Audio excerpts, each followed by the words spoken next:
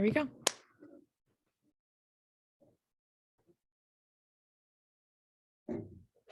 Alrighty. Hi, everyone. My name is Scott Morgenstein. I am the athletic liaison here and part of the athletic PR department. My name is Rachael Riker, and I'm also part of the PR department for High Point University. And my name is Kate Atwood, and I as well am part of the public relations department for High Point University.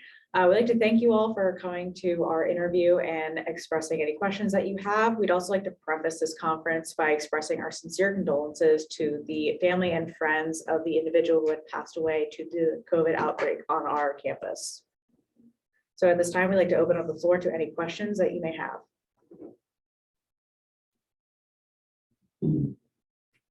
Up in there, guys, come on.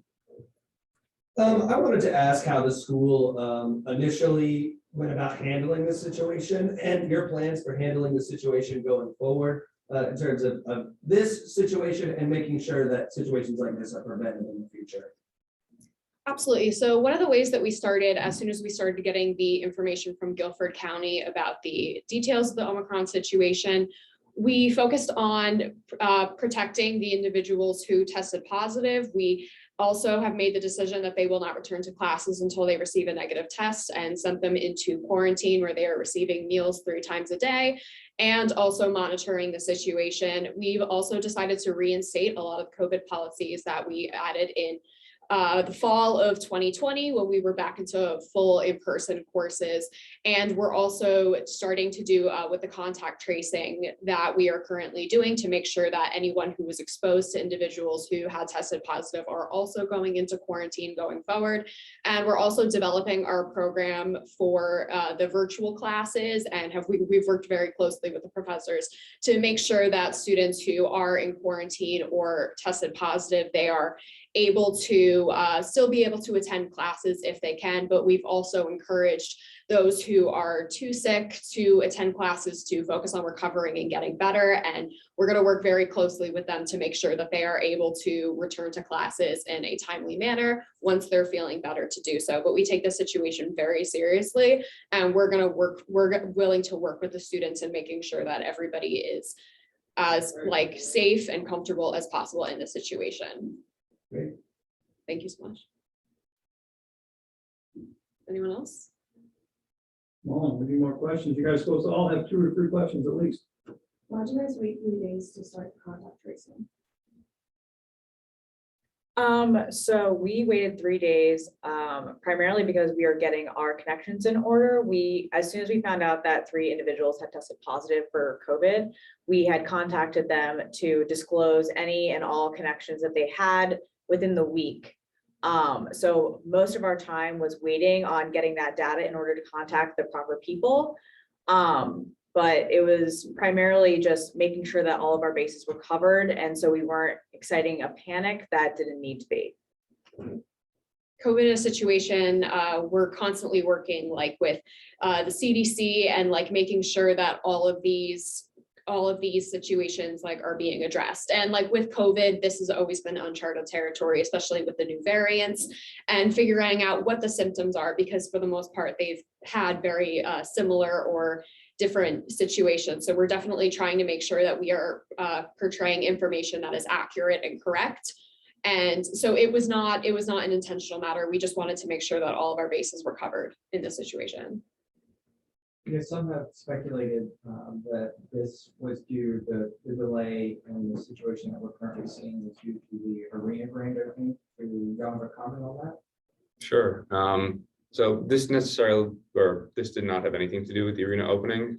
The timing so happened it didn't line up. However, once we started to see that there was a spike in COVID cases on campus, we decided to look at it and reevaluate, and had seen that regardless of whether there was a spike of COVID on campus, or that we had seen a spike of COVID on campus, we would have postponed the opening of the arena. However, at the time, after consulting with multiple private health officials, along with the Guilford County Health Department and the State Health Department, it was just deemed that it wasn't significant enough of a factor to postpone opening the arena, which at the time still wasn't being considered, as obviously we were working closely with health officials and really making sure that we were keeping everybody, including the general community at High Point, in High Point safe.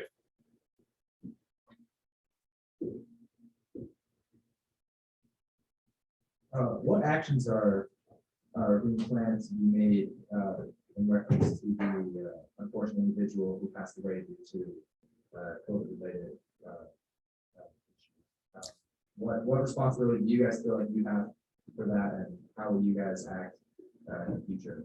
Absolutely. So we've reached out to the family of the individual and we've offered our condolences if the COVID case that they contracted was due to a lack of contact tracing on our part. And we've also decided to pay for the funeral in full, and we've vowed to make sure that we, in the future, going forward, are more specific about like the contact tracing and making sure that we take that to a absolute priority and that we get on it as soon as possible instead of waiting and trying to figure out the situation how it is. This was a very unfortunate circumstance, but we're constantly learning and growing, and going forward, we hope that this will never be an issue again.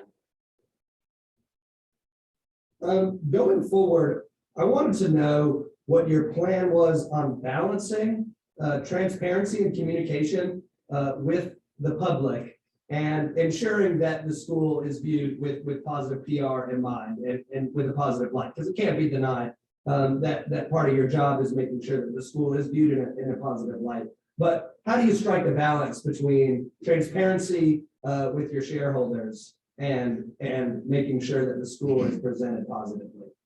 Sure. So one of the biggest things with managing that balance, especially when it comes to COVID, has to deal with, there's a lot of privacy laws that go into this. So one of the things that we've done and taken the initiative to do is we've opened HPU Health Portal, which is available to not only High Point University students and faculty, but also to the greater community at large. And it shows real-time statistics that are updated every 24 hours as to how many COVID cases are on campus, what the percentages of it is, and obviously if there'll be a significant impact on campus, any more updates or changes to policies on campus. And adding on to what Scott just said, you're right, it is our job to make the university, in other words, look good, but transparency is by far our more major priority for this campus. We want to make sure that the community and the students and the family that is involved with the community know what's going on in real time. So as Scott mentioned, with the HPU portal, you can see live statistics with what's going on campus, as well as who in fact is infected. And we, as Rachel was mentioning, we're going to be more proactive and more transparent in the contact tracing. And we're learning and growing just as everyone else with this unprecedented circumstance. So being transparent is by far our first and major priority. Yeah, I'm sure that there are some parents and students who may be watching this right now, and what would you say to them to be able to offer them peace of mind moving forward, and that their child is going to be taken care of, and that this situation won't be repeated again? Absolutely. So we do by far consider all of the parents who are sending their kids and trusting us with their children, that they are part of this community as well. They are absolutely part of the High Point family, and we take that very, very seriously. So we are also going to start having opportunities for the parents to release any type of questions that they have about our policies and how we are handling the COVID situation. As stated, we did reinstate a lot of COVID policies that we had during the fall of 2020, just until the Omicron variant reaches, after it reaches its peak, and then as the cases start to decline. So we really just want to be as open and honest with these parents as possible, and giving them comfort of mind that we are handling the situation to the best of our ability. And we care a lot about keeping their children safe. A lot of times these parents don't live in North Carolina, and it's harder for them to be able to come and see their kids. But we've always made it so that parents are able to visit their kids, even though we have rules about what different types of guests are able to come on campus. So we've always tried to be very proactive in allowing parents to address any type of questions that they have about this situation. So they're always welcome to ask us questions, and we're definitely keeping in very good contact with them. Two more. Part of this you haven't even gotten into yet. So just to change gears for a minute, We just learned this morning that the NCAA is investigating charges on HPV boosters. I wanted to know what have you guys done to investigate this? Sure. So one of the biggest things that, as we've just been made aware of this as well, we've started our own parallel investigation, as we've also been in contact with the NCAA investigative department. One of our biggest things was we heard the concerns of people that there could be potential implications of bribery. We want to flat out deny those and really clarify that these booster groups are it's a way for parents and individuals within the High Point University community and the greater High Point community at large to help contribute to scholarships for these athletes. We're extremely excited for these athletes to come and attend High Point University. And one of the big things that we do in order to attract players, along with following all NCAA recruitment guidelines, is with a lot of these Division I athletes, we offer full scholarships. And it pertains to which sport they play and the level at which we can offer that scholarship. These booster groups are able to help us reach those goals in order to be able to offer these full scholarships to more students. So one of the biggest things for us was really to make sure that no other improprieties or malpractice was going on there. And that's what our investigation is going to focus on, along with our full cooperation with the NCAA's investigative department. Premier athlete Ben Duncan was recently seen driving around in a new car with his mother, and lots of money in the backseat. And speculations were connected to assume that this money was given to him so that he would lock in to High Point University. And as he just said, you shifted the blame here to the people and families of High Point. Are you going to double down and say that the reason for him being in the position he is now is because of the bribery from people of High Point, or are you going to potentially come clean and say that it was you guys who swayed his ultimate decision?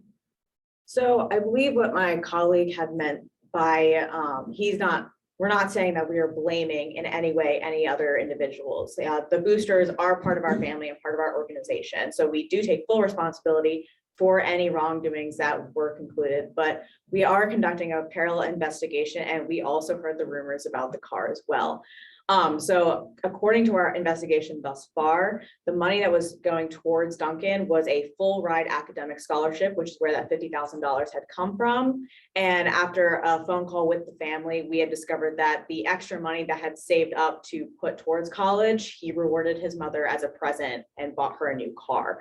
So a lot of rumors are flying around, a lot of allegations and finger pointing. We just want to get ahead of it, and we are conducting our own investigation to ensure that no law was broken, no guidelines were crossed, but we are fully cooperating with the NCAA and with our own investigation. Okay. If someone has something they really need to ask, then it's a good time to split up, and you can stop and sit. Now, are you going to send to my email the link? I sent you a YouTube link to your